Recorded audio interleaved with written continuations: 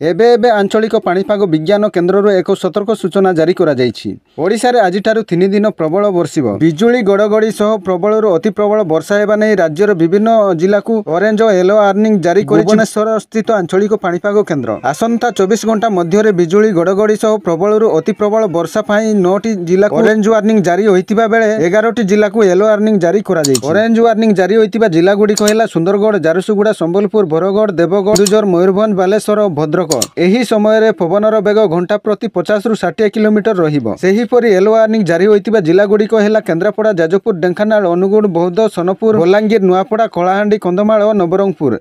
एही जिला गुड़िक पवनर बेग घंटा प्रति 40 रु 50 किलोमीटर रहिबा नै आकलन करा जायछि। मार्च 22 रु 23 तारिख मध्य राज्यर समस्त जिले में वर्षा हेबार संभावना रही।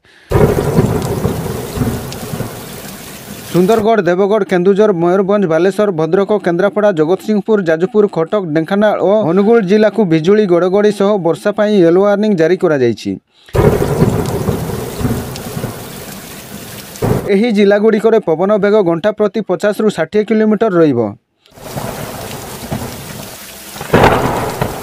सेहीपरि पुरी, खोर्धा, नयागढ़, गंजाम, गजपति, रायगड़ा, कोरापुट, मालकानगिरी, नवरंगपुर, कलाहांडी, कंधमाल, बौद्ध, सोनपुर, बलांगीर, नुआपड़ा, बरगढ़, झारसुगुड़ा और संबलपुर जिला को बिजुली गड़गड़ी सह वर्षा पाई येलो वार्निंग जारी करा जायछि। एही जिला गुड़िकर पवनर बेग घंटा प्रति 40 रु 50 किलोमीटर रहिबो। एही जिला गुड़िकर पवनर बेग घंटा प्रति 40 रु 50 किलोमीटर रहिबा नै पूर्वानुमान करा जायछि। मार्च 23 रु 24 तारिख मध्य बिजुली गड़गड़ी सह वर्षा पाई 15टी जिला को येलो वार्निंग जारी करिछि पाणीपाग केन्द्र। केन्दुझर, मयूरभंज, बालेश्वर, भद्रक, जाजपुर, जगतसिंहपुर, केन्द्रापड़ा, कटक, पुरी, खोर्धा, नयागढ़, गंजाम, गजपति, कंधमाल और कलाहांडी। सेहीपरि मार्च 24 और 25 तारिख मध्य खोर्धा, पुरी, नयागढ़, गंजाम और गजपति जिला को बिजुली गड़गड़ी सह प्रबल वर्षा पाई येलो वार्निंग जारी करिछि आंचलिक पाणीपाग केन्द्र। तेणु वर्षा समय बिजुली और गड़गड़ी हेबार संभावना थिबारु वर्षा समय बाहर को न जिबाकु सतर्क सूचना जारी करा जायछि।